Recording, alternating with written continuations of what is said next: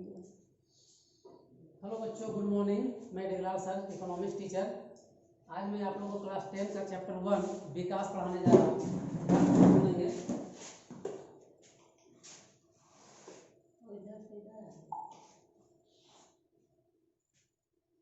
Start करते हैं, बस जस्ट मिनट। तो चैप्टर है विकास। विकास, इसको इंग्लिश में क्या बोलते हैं? डेवलपमेंट। डेवलपमेंट, इसके विषय हम लोग जानेंगे कि विकास है क्या। तो बच्चों, मोटे तौर पर हम जानेंगे कि किसी भी व्यक्ति के क्षेत्र, उसके स्थान का, उसका आर्थिक स्थिति में जब सुधार होता है, उसके जीवन शैली में सुधार होता है, तो उसको हम विकास कर सकते हैं। ठीक है। सपोज दैट, मान लीजिए कि आप एक ग्रामीण किसान हैं और यदि आपकी कृषि यानी उत्पादन जो है बहुत ज्यादा हो गया। नहीं सर, वो और नहीं कीजिएगा, आप साउंड होते हैं। तो क्या है कि कृषि का उत्पादन पहले की अपेक्षा, मान लीजिए 1 हेक्टेयर भूमि में 10 क्विंटल आपका गेहूं होता था, और यदि आपके खेत में 1 क्विंटल के जगह 10 क्विंटल के जगह में 15 क्विंटल होने लग जाए, 20 क्विंटल होने लग जाए, तो क्या कहेंगे कि हमारा विकास अब होने लग गया है, हमारी आय बढ़ गई उससे। ठीक है। तो इसे हम विकास कहते हैं। उसी प्रकार हम क्या है ना कि विकास भी अनेक क्षेत्रों में अनेक जैसा उसका प्रयोग होता है। एक ही तरह का मतलब विकास, एक क्षेत्र में विकास होता है तो दूसरे क्षेत्र में विनाश हो जाता है। उदाहरण के लिए आज के डेट में एक उदाहरण लेते हैं कि यदि कोई ईंट का धंधा कर रहा है, ठीक है, और बारिश का समय में क्या होता है कि ईंट बंद कर देता है, तो उसका क्या होता है? ईंट का धंधा नहीं हो पाता है, उसका बिजनेस खराब हो जाता है, उसकी आमदनी घट जाती है। लेकिन वही दूसरे क्षेत्रों में क्या होता है, जहाँ कृषि किया जाता है, वहाँ पर फसल उगाने के लिए, फसल की पैदावार बढ़ाने के लिए पानी बहुत जरूरी चीज है, वर्षा बहुत जरूरी चीज है। इसके बिना क्या होगा? उत्पादन नहीं हो पाएगा। तो एक ही चीज यानी वर्षा, एक ही चीज जो है वर्षा है, जो एक तरफ विकास की ओर पहुंचा देती है तो दूसरी तरफ विनाश की ओर। और विनाश किसका हो गया? जिसका ईंट का धंधा है, या और भी ऐसा, जैसे किसी का मिट्टी का बर्तन वगैरह बनाया जाता है, तो वहां उसको पानी की जरूरत नहीं है, वहां भी बेकार हो जाता है। तो एक तरफ हम क्या देखें कि एक तरफ विनाश हो जाता है, तो दूसरी तरफ यही विकास हो जाता है, क्योंकि वहां वर्षा बहुत ही उपयोगी चीज होता है। तो बच्चों, ये विकास जो है एक बहुत छोटा मोटा चीज नहीं है। जब भी किसी की आर्थिक स्थिति में वृद्धि होती है, उसकी क्या बोलते हैं उसको, जीवन चर्या जो होता है पहले की अपेक्षा बहुत अच्छा हो जाता है, तो हम सोचेंगे कि इसका विकास हो रहा है। अब हम जानेंगे राष्ट्रीय विकास। अब क्या है कि अभी तक हम लोग जाने कि विकास क्या है, ये हम छोटे मोटे अर्थों में बताए हैं। अब हम जब देखेंगे कि ये विकास हमारे राष्ट्र के लिए किस प्रकार काम होता है, तो उसके लिए एक यूएनडीपी है, यूएनडीपी, इनके अनुसार एक सूचकांक निकाला है। यूएनडीपी क्या प्रकाशित करता है? प्रति वर्ष एक सूचकांक प्रकाशित होता है, जिसका कारक है, एक में शिक्षा, दूसरा है स्वास्थ्य और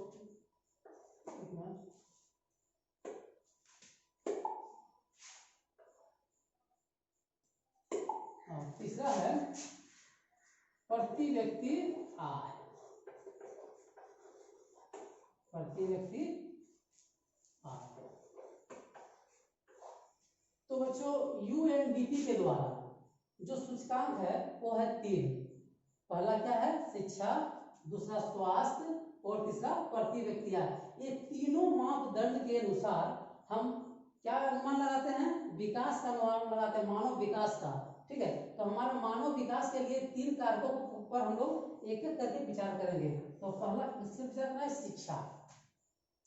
तो बच्चों, ये काफी नेचुरल बात है कि जिस क्षेत्र में, जिस देश में, जिस राज्य में शिक्षा का स्तर अधिक हो, वहां विकास बहुत तेजी से होगा, क्योंकि हर वो क्रियाकलाप अच्छी ढंग से होगा, जो कि एक अशिक्षित व्यक्ति करता है, ठीक है। तो अशिक्षित के तुलना में शिक्षित व्यक्ति उस काम को अच्छा अंजाम दे सकता है। तो आज के समय में 2011 की जनगणना के अनुसार हमारे देश में कौन सा ऐसा राज्य है जो शिक्षा का में सबसे अधिक प्रतिशत है, तो वो है केरल। तो क्या है? केरल। केरल ही एक इकलौता राज्य है जो 90.4% लोग वहां साक्षर हैं, ठीक है। अब हम जानेंगे स्वास्थ्य।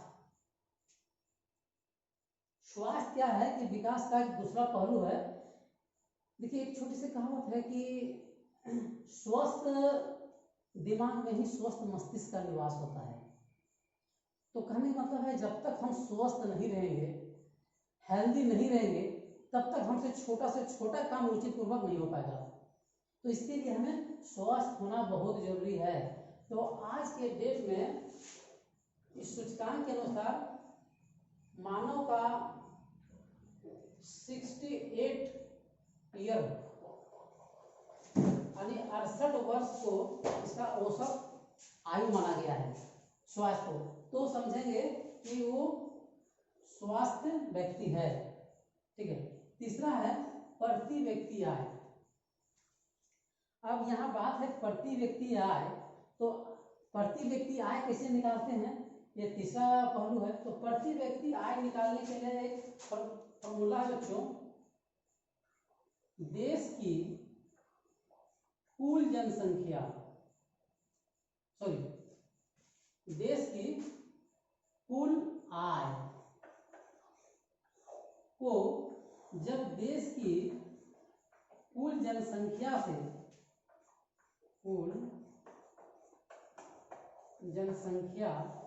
से भाग दे देते हैं, तो क्या निकलता है? प्रति व्यक्ति आय निकलता है। प्रति व्यक्ति आय। तो प्रति व्यक्ति आय का फॉर्मूला क्या है? देश की कुल आय बटा देश की कुल जनसंख्या। इसको इंग्लिश में क्या बोलते हैं? Per capita income. Per capita income. ये हुआ क्या? यूएनडीपी के द्वारा 3 कारक जिससे मानव विकास सूचकांक का पता लगाया जाता है कि हमारे देश में विकास किस स्तर पर हो रहा है, ठीक है बच्चों। तो ये विकास कोई छोटा मोटा चीज नहीं है, ये बहुत बड़ा पैमाना है, बहुत व्यापक इसका अर्थ होता है। अब सपोज कीजिए कि मैं जिस विद्यालय में पढ़ा रहा हूँ, इस विद्यालय में एक बहुत अच्छा गार्डन बन जाए, बहुत अच्छे अच्छे खेल के साधन आ जाए, फुटबॉल, वॉलीबॉल, क्रिकेट, ये सब आ जाए। इससे क्या होगा? सभी स्टूडेंट्स को, आप लोगों को काफ़ी पढ़ाई में रुचि लगेगी, क्योंकि खेल खेल में भी पढ़ाई होती है और पढ़ाई के साथ भी खेल की जरूरत होता है। इसी तरह अच्छे लाइब्रेरी बन जाए, कंप्यूटर में अधिक मात्रा में, जैसे हम लोग के स्कूल में कंप्यूटर लैब है ही, तो अधिक ज़्यादा भी हो सकता है कंप्यूटर, जहाँ अभी 20 कंप्यूटर वहाँ 50 कंप्यूटर हो जाए, तो हम इसे क्या कहेंगे? बोलेंगे हमारा स्कूल का काफ़ी विकास हो रहा है, बहुत सारे साधन आ चुके हैं, इंफ्रास्ट्रक्चर बढ़ रहा है हमारे स्कूल का, है ना। तो इसे हम विकास कहेंगे। अब हम इसके अलावा कुछ और टॉपिक में विचार करेंगे। अब हम जानेंगे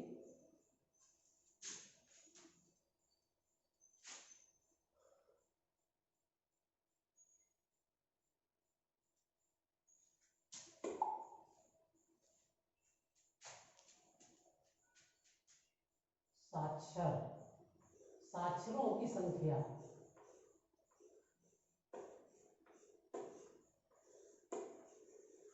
ये साक्षरों की संख्या क्या है?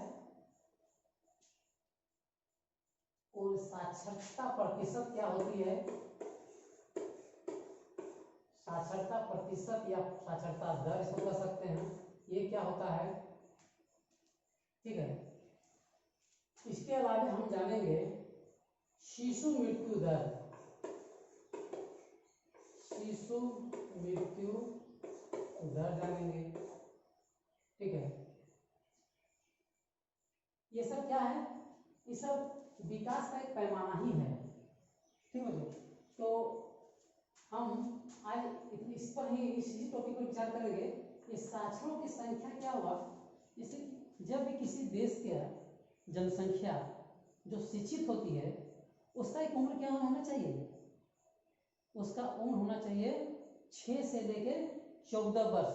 हम लोग पढ़े भी हैं कि 6 से लेके 14 वर्ष तक के सभी बच्चों को निःशुल्क एवं अनिवार्य शिक्षा देनी चाहिए। ये क्या है, शिक्षा का कानून है। ठीक है, तो शिक्षा कानून के अनुसार हम लोग क्या देखें कि 6 से 14 वर्ष होना चाहिए। और हम साक्षर किसे कहेंगे, साक्षर 7 वर्ष से ऊपर के बच्चों को किसी भी भाषा में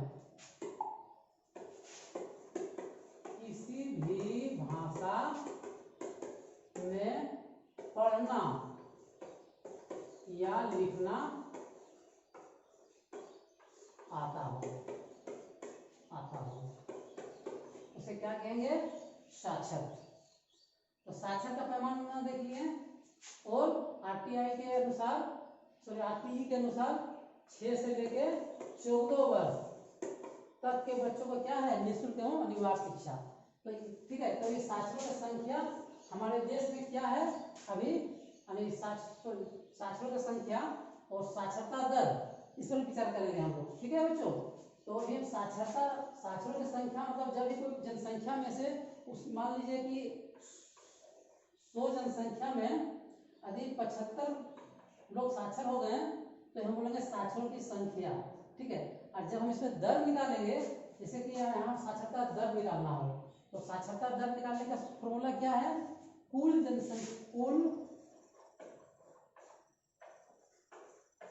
जनसंख्या बटा साक्षरों की संख्या,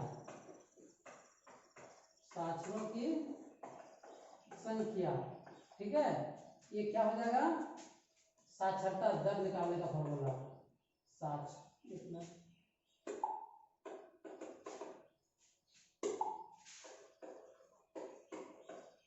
साक्षरता दर बराबर क्या है, कुल जनसंख्या बटा साक्षरों की संख्या।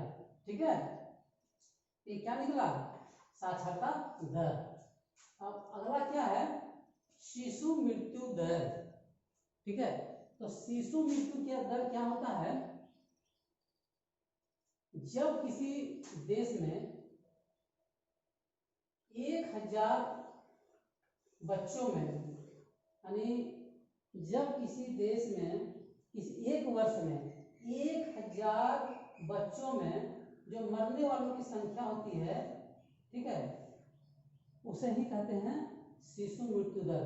मान लीजिए कि 1000 में 340 बच्चे की मृत्यु हो जाती है। ठीक है, तो इस यहाँ पर दोस्तों हम बोलेंगे कि शिशु मृत्यु दर 340 है। कितना है, 340। लेकिन अभी क्या है, ये तो बहुत पहले की आंकड़ा है। ठीक है, अभी के आंकड़े के अनुसार ये बहुत ही कम हो चुका है। ठीक है, तो बच्चों आज हम लोग इतना ही रखते हैं, फिर नेक्स्ट डे हम लोग नेक्स्ट टॉपिक पर विचार करेंगे। तब तक के लिए धन्यवाद।